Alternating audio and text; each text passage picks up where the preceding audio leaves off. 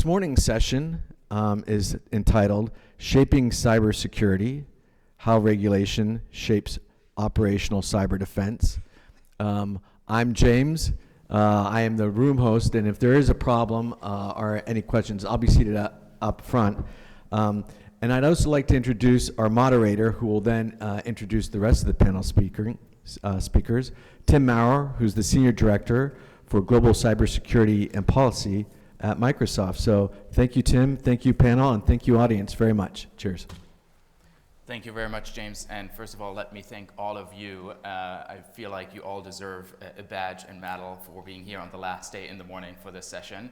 And we're delighted to spend the next hour with you.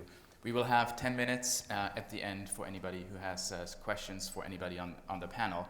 And let me start off by first introducing the panelists and speakers today, although I suspect many of you already know the cast that is up here. Let me start first with, on my left, Christiane Kirketerp de Vieran, who I believe many of you either know or fear, because she is from the European Commission's DG Connect and is the director heading up the unit in charge of the cybersecurity regulation that Brussels has developed over the past few years and is now very focused on implementing. So Christiane, thank you so much coming from Brussels and joining us here.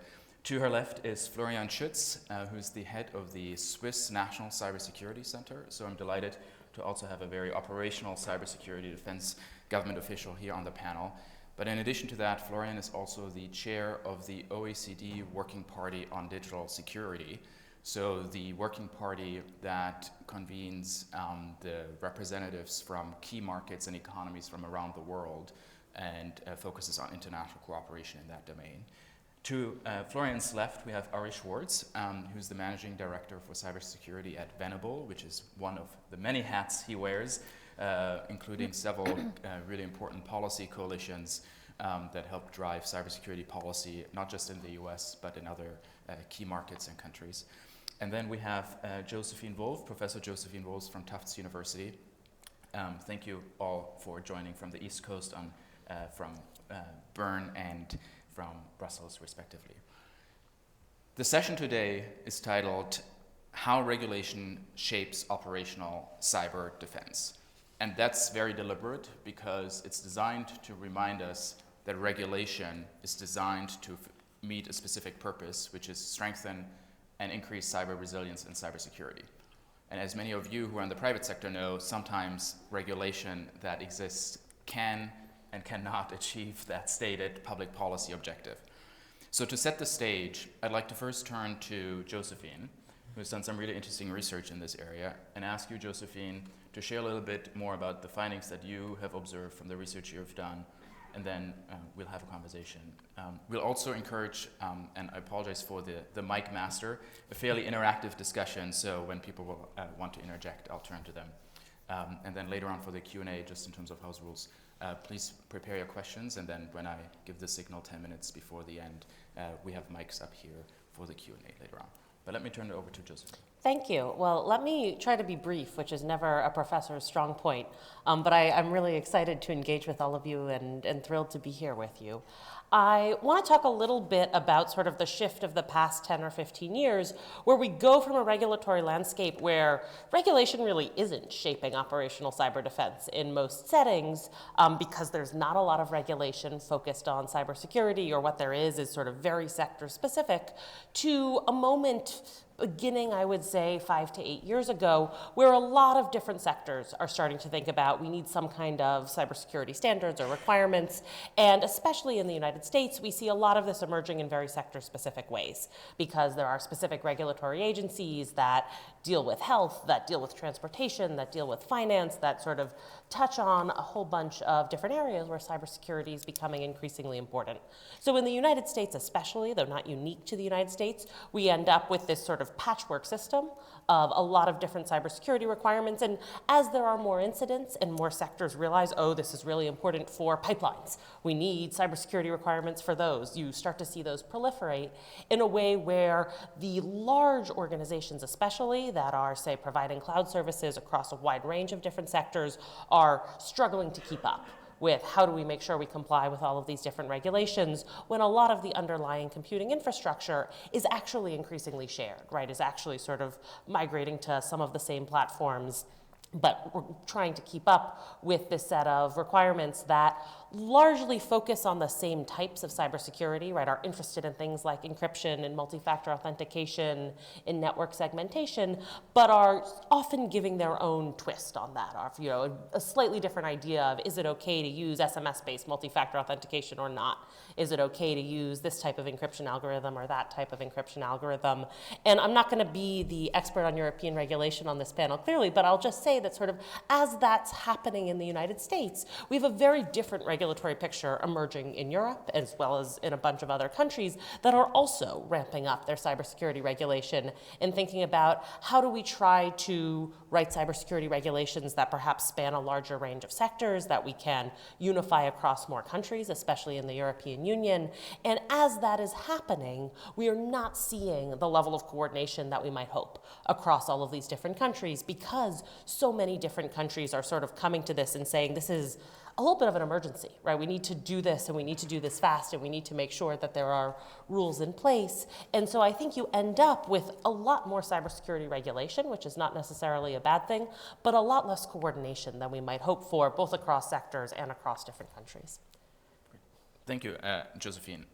Ari, you are probably closest to having insights across the industry of what the perspective of the companies are, what the pain points are, but also given that Venable works in the US and also engages with policymakers across the world. I'd be interested to hear what's your perspective on what the industry is seeing right now and how are they thinking about it? I mean, it's hard to represent all of industry. Obviously, there are a number of large companies that are regulated by a lot of different players, right? And so that's where you really see that tension on the coordination piece of this. And but then there are other players that are not regulated that are worried about the regulation, right? So, and they push back on that side. And then we also work with a lot of cybersecurity companies who it certainly doesn't hurt them. I mean, I'm sure there are many in this room. It certainly doesn't hurt them to have more regulation. In fact, more regulation would mean good business, but they don't want to see dumb regulation that just wastes their time and wastes effort. And it has to make them build certain things into the product that's totally unnecessary. So I think we're dealing with all those things at the same time for our different coalitions. I did want to point out, so we did a study with the Coalition to Reduce Cyber Risk, which is major companies. So these are companies that are regulated by a lot of different places: banks, energy companies, telecoms, and then some of the big tech companies. And we sort of broke down different types of ways to think about harmonization in the space and how you do it. And looking at one we call diplomacy, which is sort of future-looking cooperation in the space. Alignment, which is the things already exist, but you're trying to get them to say the same things. And reciprocity, where you say, well, okay, you have some kind of certification. We'll accept that certification. You accept our certification. And so you can use both of them. And I think of those, the companies basically felt that reciprocity would be the most helpful and most realistic situation. And when we say reciprocity, one thing that's important is, I think the idea that one country or one region is going to just accept certification whole cloth is not really is not part of the realism here, right?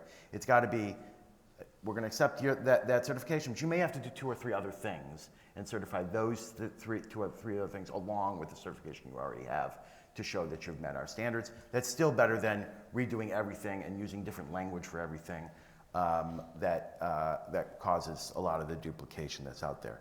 And I would just want to briefly raise 5 areas, and we can get into more detail maybe of them later on, of the places where they think that it would be most helpful to have this kind of coordination. So one is on, number one, the most important one for a lot of them is critical infrastructure controls and certifications. And I was sort of talking about that when I was talking about the reciprocation piece of this.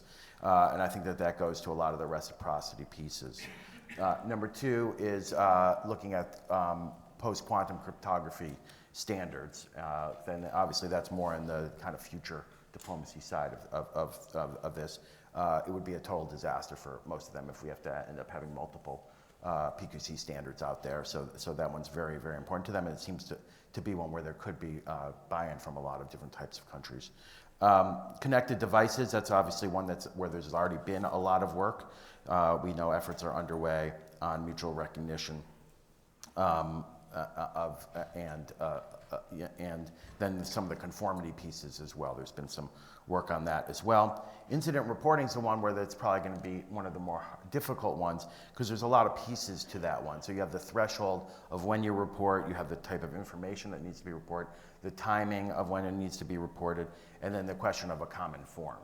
I think they put it in the order of threshold, type of information, common form when we ask people to rank them, which would be the most important, and then the timing would be the last one, because if you have a common form, then it's easier to do the timing, obviously, and then secure software being the last area, and there it's both the development and the control sets that go into that, probably being first, and then the hardest possible thing, sort of in this space, is more on the third-party assessments and self-assessments on software, and so an area that's still important, but it's going to be more difficult to come up with ideas and reciprocity in that space because less has been done.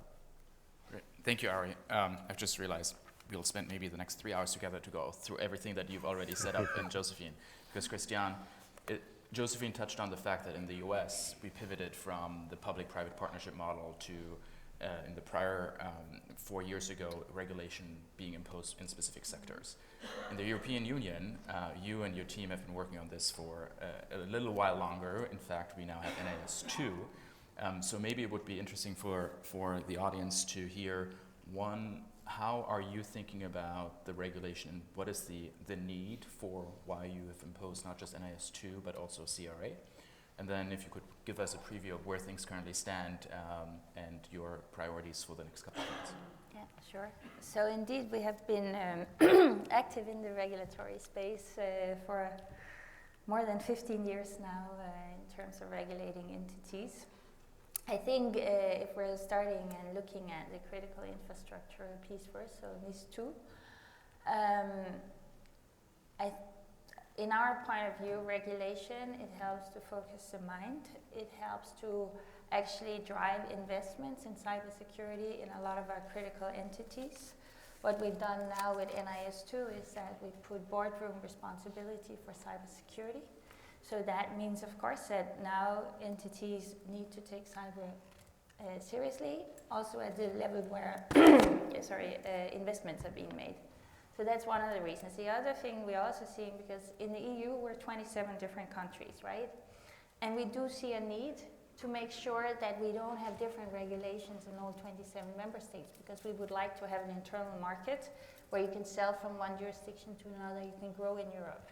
So there's an important harmonization effort also from our side to make sure that things don't go in all kinds of directions. What is nice about, I would say, NIS2 is also that we've been working also at bringing in all the different sectors. So to avoid that we have different requirements in one sector compared to another, because a lot of them depend on the same supply chains. So it's important, again, that we create this common framework, and that's really the logic behind NIS2. And of course, here I have not mentioned the overall logic, which is, of course, to improve cybersecurity. But the idea behind NIS2 is really to harmonize and make sure that we raise the bar together. Then if I'm looking at our Cyber Resilience Act, that was actually, I mean, it comes, of course, from the fact that we are putting supply chain requirements on our critical entities. So we are telling them, you have to make sure you buy secure products. Now that is very easy to say. It's easy to write into a law. It's a hell of a lot more difficult to do in practice, of course. So here as well, we're saying, how do we make sure that we have a common approach to ensure that our products are secure? How do we make sure that, if you're a vendor, you don't get met with tons of different contractual obligations, depending a little bit on who you're selling to? So what we want to do is to say, let's bake security into the products so that when our critical entities, they go to the vendors, they can just go and buy any product that's on the market because we already know that this is conformed, this is good. So that's of course very much what has been driving this. In addition to the fact that we do see when we're looking at how the threat landscape is, evolving. Of course, here, I mean, we see that vulnerabilities are exploited. We see it's a massive attack vendor. We've seen a number of vulnerabilities being reported. It's just going up like this, and we have certainly also seen in a number of cases that more and better could have been done from the side of the vendor, in terms of not only doing secure by design, but also maintaining the security of the product once it's on the market. So these are things that we're putting forward. What's going on now is that we're implementing the rules. So we're busy working on the standards. A lot of our rules are objective driven, so we're not detailing into the legislation what are the standards. That comes after, where we then have the conversations with industry and with our member states around what are the different standards we should be using. So that's one important part of the work we're doing. And the other part we're also doing is that we're trying to clean up in the incident reporting landscape. Because it is so that if you have a cyber incident, you have to report, of course, under our rules, the cyber rules, but it can also trigger reporting under data protection rules, privacy rules, etc.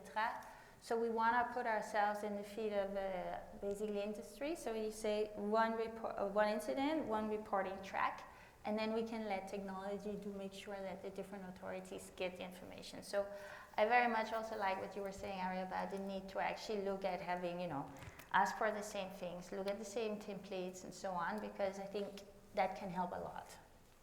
Great, thank you, Christian. And Florian, Switzerland is in a very interesting position because it's so close to the European Union, yet it's not a member.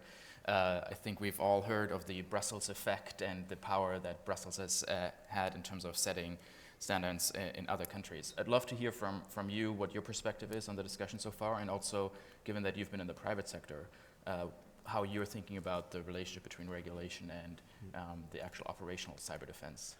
Yeah, thank you. So I had the pleasure to implement regulation also in the European Union, and not all of it is bad. But I think the way I see regulation is one of the tools that we have in our policymaking toolbox, and we need to use it carefully. So we want to use it to have fair competition in the markets and to prevent market failures. Switzerland is very dependent on a healthy and functioning economy. And let me give you an example. We just introduced the reporting duty on cyber incidents for critical infrastructure 1st of April this year. You could voluntarily report incidents since 2004. We've been one of the first countries in Europe, at the mainland, not the European Union, to actually enable that. We've seen over the past 20 years that some companies took it very seriously, and we could of course help them, and some didn't. And this put an unfair burden on different companies where we said, okay, with the evolving threat landscape, we want to know what happens. Why do we want to know it? Because we're spending taxpayers' money to address certain risks. And we want to know, are we spending it on the right topic? Do we see the right topics? Do we have the good visibility? And so what we did is we basically also have a lot of companies exporting to the European Union. So we want our regulation to be compatible. And what we did is we looked at NIS1 in that case and took some elements that we considered useful into our regulation. At the same time, we made it clear what is a cyber incident. So we said if this has an effect on your operations or endangers your operations, so for example, we don't care if you have an intruder and no data was stolen and you basically secured your network very timely. We don't need to know that. You can still, if you want to, but you don't have to. And the second is we want to make it easy because you're dealing with an incident. I've dealt with many incidents where we lost high five-figure numbers a minute. You don't have time to fill out complicated forms. So today it is a form in our digital platform. So we built a digital platform where critical infrastructures can participate, and we will also release an API so you can integrate it in your workflow. And I think that's the second part. When we harmonize regulation, we can build technical solutions that will bring down the burden on companies. Another thing we introduced in the law is that now the companies, the critical infrastructure, have a right for our help. So I am mandated to help. I can no longer just say, okay, you got a problem, sorry, I don't have time. And I think that was very important for the companies. And the second one that was very important, we will not forward that information to intelligence service or police, because many companies do not want that. They want to be in control when it is forwarded. Of course, we try to convince to work with the security authorities, but we will not do it. There's one exception. If our nation is at risk, I can take a decision that we will share it anyways, but you will be informed afterwards when the threat is no longer there. One thing that concerns us is we have a lot of companies that ship globally to Asia, to the US, and we see an increasing fragmentation in the regulation landscape. And we think this will be harmful to business, it will be harmful to innovation, and we think we should invest more in actually trying to align, trying to have a discussion. And you mentioned it, my federal office has an operational arm, but we're also responsible for the policy making. And that is very useful because we see what's happening on the ground, and we can also measure the effects of regulation. And I think we need to have a more global, more open discussion. What is a sensible regulatory environment that allows us or allows companies to be innovative, but at the same time that doesn't lag us too much behind if we see a danger of market failure. Let me come back to you in it, but first, Christian, I remember when I was in the US government a couple of years ago and we started putting out the first regulation that were sectoral based, and that was very much driven by ransomware attacks and being responsive to crises, so there wasn't a lot of time to change laws, etc. And the reason why the US government has been taking this sectoral approach is because of existing sectoral authorities that existed, apart from the incident reporting law that was passed that was in a bipartisan way. As you look around the world and the engagement that you and your team have had with other countries and governments, how would you describe how other regulators are thinking about them? How mature are those conversations in other jurisdictions? And to what extent do you have international exchanges with them at this point in time, given that you've been doing this for 15 years? So we do have a lot of exchanges with what we call like-minded countries, of course. We have cyber dialogues, and there's a G7 working group. So there's a number of international fora where we're discussing these things. We also see, I mean, the picture that we're also discussing here, that, you know, more and more countries are looking at, you know, what should be regulated. We see a number of countries that have what I would call an NIS style approach to regulating critical sectors, i.e. they're nominating, these are our critical entities, and they try to regulate them. Incident reporting, I think we see broadly happening. Ransomware is something that's driving this effort very much, you know, amongst our, let's say, overall global partners. If we then look at product security more specifically as well, there's a lot going on here as well. I think in the field around consumer IoT, there's been a lot of work going on. There's a lot of jurisdictions that are working on certification schemes. We're doing a little bit different approach on our side. But here again, I think where we have really good conversations, it's around the piece on like, what are the standards you guys are using? Because the standards for me are really what makes, you know, that's the interface to industry, right? We're telling industry, you do this standard and you're good to go. And I think it's a very important conversation that we have around what are the standards that we're using globally. Because, you know, it's much easier for us because we don't put standards into our regulation. So we say you have to have good cybersecurity, you have to do risk management measures, etc. When we then look at what does that mean in practice, it's a standard, right? Mm-hmm. So if we can have a global conversation around what are the standards that we are asking from our critical entities, or what are the standards in terms of secure by design, I think that's a really good space for us to begin. And I must say there's a lot of interest that we see, you know, globally with a lot of different countries. We've had very good, of course, discussions also with US in the past around incident reporting, around product security, etc. Looking at also what are the requirements on this side. So, Florian, let me come back to this because based on what Christian just described, being at Microsoft now for a year and a half, we've observed that what you've just described, the increase in regulation around the world in different markets and governments for different reasons. To your point, Switzerland is keen to sell to other markets and therefore wants to make sure regulation is aligned with the European Union, but also in the Asia Pacific. Brussels is clearly focused on harmonizing the market within the European Union. For us as a global company, we're definitely feeling some of the pain points when there are differences. And last week, a letter was released that was signed by 50 CISOs that encouraged governments to think about how they can better align regulation. And Ari, you had outlined 5 specific suggestions on the substance of what governments could focus on. This joint letter suggested that the OECD could be a vehicle through which governments and regulators could come together and have this discussion.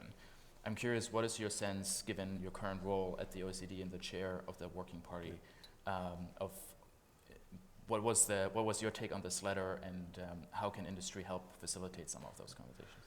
So first and foremost, I always appreciate if industry reaches out and makes it clear where they have a pain point and they actually explain or propose solutions. And we discussed it in the Working Party, and we're currently having a discussion of whether this could be included in our program of work or not, because there are other mechanisms at place. Of course, can we finance it, can we prioritize it amongst the work that we already done?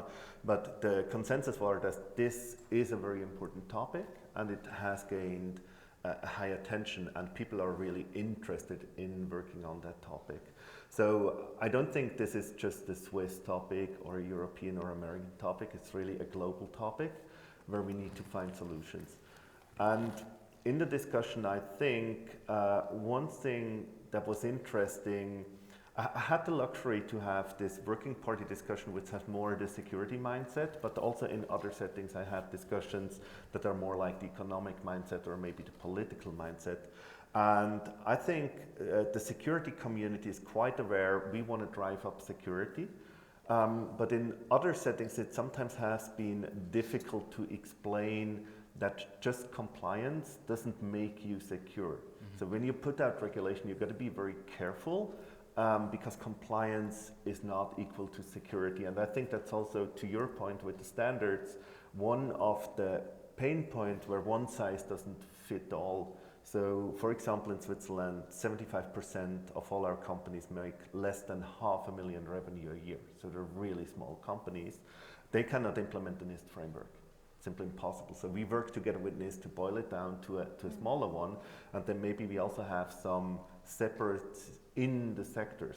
And I would like to touch briefly on that, and I know I'm diverging a little bit from the Working Party topic, but one thing that we've seen is, one extreme is to have different regulation for different sectors, the other one is having everything centralized, and we believe neither works. So what we have, for example, we are working with the sectorial regulator like FINMA, who regulates the Swiss banking and financial sector, and for example, they already had a reporting duty. So we made the baseline regulation compliant, and everyone can still report it with us. If you're a bank, you basically choose I'm a bank, you get additional fields to fill out, and then the regulator can go and fetch that report with us. And then again, that gives us security, because if FINMA misses that, which they don't, they're Swiss, they don't miss, but if they would, we could basically prove that the reporting was done properly. And I think we need, on a global scale, we need to have this, because there will always be regional or local regulation that will differ, but as long as you don't build incompatibilities in, that's good. And I think the OECD could play a very important role in that discussion. So let me maybe come back to you, Josephine, because there is a sense of a consensus on this panel that regulation shouldn't be just for compliance, that we have a shared goal of strengthening cybersecurity, yet we have observed that regulators are not yet comparing notes as much and leading to this fragmentation. What's your sense for why is it not happening? What are the blockers, or what are the potential political reasons for why it's not happening? So I think there are a couple things. I think in theory, everybody loves the idea of regulatory harmonization, and you can hear it a little as we're, agreeing with each other a lot here. I think in practice, most people would like to harmonize around the thing that they're already doing. And so it's harder to come in and say, what if we shifted the reporting timeline that we've been using in this sector or in this country, and we instead use this other one that somebody else is using? And I would say most people don't like that. The US regulators in particular, I think, are fairly hostile to that idea of sort of, how about this other standard? Could we live with that? Some of that, I think, is just inertia, right? As Florian was saying, we've kind of got a system, it works. We don't want to do something that's going to change everything up and make it more complicated, even if it's in the name of ultimately trying to simplify or harmonize things. But some of it is also, and I wouldn't underestimate this, a little bit the feeling that you sometimes have when you talk about cybersecurity regulation of like, how dare you come in and suggest we lower the level of our cybersecurity? And I think there's a lot of that as well. Some of it well-intentioned and some of it less, right? So I think some people really feel, look, the sector I work in or the thing I'm doing is the most important thing. You can't just apply the same standards you apply to everyone else, and sometimes that's true. But I also think sometimes we get into these discussions about, again, I'm going to use reporting timelines because I know there's a lot of disagreement there, and it's one where I feel we should be able to make some progress. Well, if it's 24 hours, if it's 48 hours, if it's 72 hours, it can feel like the emotions run higher than I might have thought around, So you don't think that what we're doing is important enough to need a 24-hour deadline. And I think that can be a hard place to start from, in which you're sort of running up against people saying, no, what we're doing is so important, it has to have these standards. And back to Florian's point about, well, can you make it so that everybody can sort of adjust a little bit to their particular sector, their particular requirements, but also it's possible to plug in to a broader set of requirements?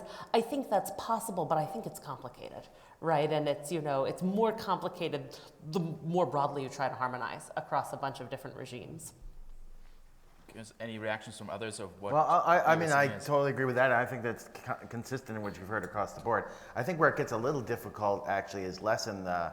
I mean, I like the way Florian put it in terms of having this something that's sort of central, and then you have things that you add on to it, which goes along with what I was saying in terms of if you're looking at certifications, you have some like base certification you can add on to that in different sectors, et cetera. I think that's really helpful. Where it gets a little tricky is in the standards world, especially now. You have some in Europe saying, oh, we need to have European standards, and the folks that are already using a lot of the NIST standards, both basically in all the Americas, right? That they don't want to see something change from the NIST standards. They don't want to have to go and look at something else. And then you have people using ISO standards, and the ISO standards scheme is complicated, so then it takes a lot longer. So people are concerned, how long is that really going to take, and are we going to end up with the best product, and can we update it as fast as we can with the other sets of standards? So it's become, I think, but not having. If you have multiple sets of standards, you don't have a standard, right? It's the problem. So how do we get to a point where we can come to agreement and come to the same set of standards that we're using here, using the same language, using the same terminology, and it makes sense around the world. So, Florian, you want? Yeah, so maybe I would like to make 2 points. I also think there's another driver of whether you would adapt regulation or not. Let me make an example that's probably dear to the heart of the Valley. If you have a startup, one of the most critical things is time to market. So do you want to waste time securing everything, or do you want to be at the market first and then get the security that you need? And I think we need to look at it from a risk perspective. So is it the risk not having that company and having that in another country from a competitor? Maybe even if we talk about security, a country you don't trust, where you can't buy a product at the market, maybe now you have to invest taxpayer money to come up with your own solution, or not. And I think these are important questions, and we need to look at it from a risk perspective. Look, if that startup is infiltrated by a hostile actor, what's happening? A couple people lose their job, it's bad for them. It's not a national security risk, right? And I think we need to build flexibility in these regulations to have the risk discussion. And the second one, to your point, I'm not sure it has to be complicated. I think we have a tendency to make it complicated. But when we look at it, cybersecurity is not new. This is an old field. I mean, RSA is what, 35 years? And I think so many best practices haven't changed in that time. Thinking back to the Orange Book, there's still Orange Book in NIST. There's Orange Book in ISO 27. I don't think it has to be. So as long as we don't use regulation to want to tightly control what a company does, but we say, hey, we want you to be aware of the risk, and if something happened, we want you to tell us so we can help you, and we can evaluate our national risk, that's fine. I'm not responsible for each and every company in Switzerland. If they don't take risks seriously and go out of business, be my guest, it's your decision. It's the same in the financial system, right? A CEO is responsible for the finances of a company. In Switzerland, the same law says that person is responsible for the IT security. I care if the national security is at risk, and we might be more strict there, and that's what I mean by adding on. And the last point I'd like to make is we will never agree on anything across the globe. We are different, and that's fine, that's good, diversity is good. But we need to find the common ground, and then we need to accept that sometimes we have these differences, and companies need to decide, do I want to take that burden and access that market? Is it worth it? Or maybe I stay out of that market, they regulate too much. I mean, I strongly agree it doesn't need to be complicated, but I was pointing to the reasons Josephine gave. I'm agreeing with Josephine that it has become complicated is sort of the point I was making. Christian? I think there's a very important point here, which is also about how do we create our regulations, right? You know, on our side, it's always been very clear everything we do, it has to be risk-based. So everything for the companies have to start with a risk assessment at company level, because when we're regulating broadly with different sectors, you know, it's not everyone who's as critical as the other one, right? Whether it's in product security or whether it's amongst critical entities. The next one is also proportionality. I think it's important that, you know, again, we don't go into a lot of details in our regulations because it has to be proportional. So if one has such an approach to regulating, it actually also makes it simpler to have a global discussion afterwards, because we've not already locked ourselves in to certain ways, right?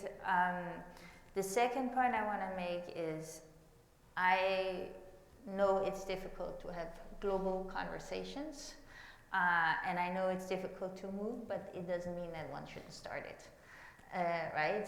And I think there are areas where when we're comparing notes, you see clearly that there are areas where we're not that far from each other, and where it's not, you know, necessitating that I go and change a lot of laws, but where it's actually more about common sense in terms of what we're asking. And I think, you know, if we start in that space, I think we can build something good. So to come back to the common sense part, my personal sense is that there are at least like 3 different reasons for why we haven't seen more kind of international cooperation in this domain, ranging from the very mundane, when the US sector specific regulators were creating new regulations, it had to happen fast in response to ransomware attacks. It came from domestic teams who weren't international facing and therefore may not have had the time nor the contacts to really compare notes with others.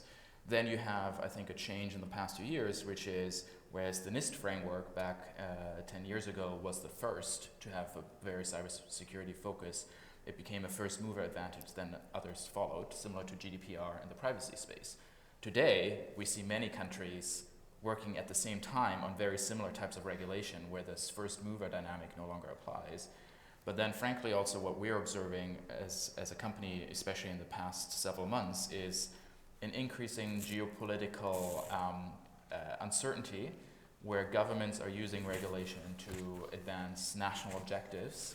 We've heard multiple times, like facilitating their domestic companies to sell abroad or positioning them better in marketplaces and other places. So to come back to your point about common ground, Ari earlier outlined 5 different suggestions in terms of substance where conversations could be had. Where do you feel, Florian and Christian, maybe opportunities to engage with other regulators in other markets, where do you think maybe these low-hanging fruits that don't get caught up in these other potential like barriers or disincentives? Yeah, sure. So first, I think you mentioned the OECD, and I think the OECD would be a good vehicle to have in all of these points of discussion because it's principle-based, right? And I do think it doesn't go and saying, okay, that's how you need to regulate, but it is a recommendation towards the membership nations that says that's the principles that should be adhered to. And such a principle could be like, before putting new regulation in place, check whether there's already regulation with the other member states and whether you can use that in your setting. And I think that would be a first approach to move forward. And then the second thing that you said, of course there's always interests from nations. I personally support the notions that nations are not friends. They have interests that they share or don't. And I think we shouldn't forget that. That's not necessarily a bad thing, right? But I think that political environment needs to be taken into account, but then it also needs to be called out. And I think there the global companies play a crucial role, because in the end, if they don't make their voice heard in the markets that they are in the countries where they have their headquarters, you can't influence. And I mean, I think the tech industry sometimes forgets a bit the power they have, at least in Europe, where we are based. I think the pharmaceutical has done it, the financial industry does it. There needs to be a dialogue with politics to explain what is the effect. And of course, the world got more dangerous. There's wars raging, there's many things happening. And of course, politicians try to protect their country and try to make sure that you can increase independence. So it's a necessary dialogue where everyone needs to participate. We have about 10 minutes left. So at this point, I'd like to invite anybody in the audience who has questions to please come up to the microphone so that I get a sense for the amount of questions. And I already see, I think that is Jay Healy in the dark. Jay. Hi, Jay Healy from Columbia University. I think this is for Ari and maybe Tim. If we can't get the harmonization or alignment or reciprocities that we want, another way that we can get a similar thing is if we drastically reduce the cost of compliance to the regulations. Like I'm thinking about OSCL, some of the technologies here. Are you seeing that start to be a reasonable thing, that even if we still are going to have different standards, that we can drive down the cost of complying to all of them through new technology? I mean, this is actually, to me, you raise OSCL as an example. I don't know if everyone knows what OSCL is, but the idea is automating compliance, particularly in the cloud. I think that's the cloud actually helps with that quite a bit, because you get real time. If you can automate, you can get real time compliance, and you can make it a lot less. It's a less filling out spreadsheets and a lot more automation tied into it. That's not everything. Obviously, procedures and things like that can't fall in that line, but you can bring down the cost of compliance if we can. As we move more to more automation in checking for compliance. I don't know how others feel about that. But. Yeah, from our perspective, it's definitely something that the company is looking at, especially if it comes to like notification mechanisms where it's a very clear ask and what needs to happen and making that easier.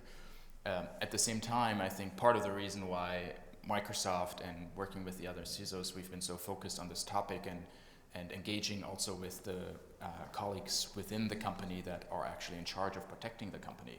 What is really driving us right now, including at the top leadership, is how can we make security a priority, but also make sure that it is effective and actually achieving the objective of better protecting the company and better protecting the customers.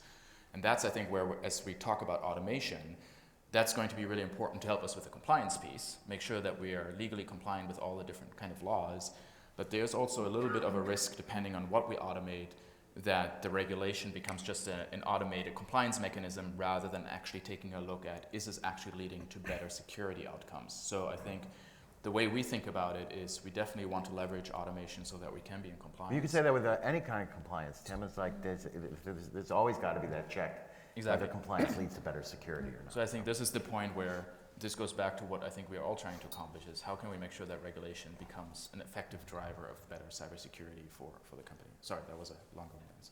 If you could please introduce yourself as well. I am Jeff Fenton with Lockheed Martin Corporation, and I have a question about how regulation impacts nonprofit organizations and what is their best approach to the strategy for complying with regulations.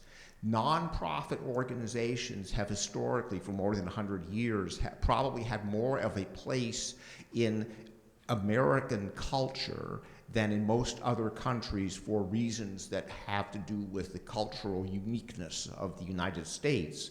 But they are also important in other countries, especially in Europe, where larger nonprofits, such as Doctors Without Borders, Oxfam, and World Central Kitchen, are quite well known.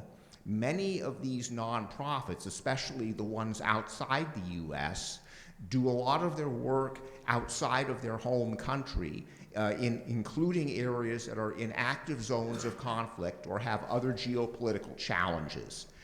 All nonprofits, wherever they are located, share the challenge that cybersecurity is not something that they have typically been able to budget for. Their resources are stretched thin as it is, and they don't see themselves as making a technology product or offering a high-tech service or whatever where cybersecurity is viewed as a central part of making that product or service.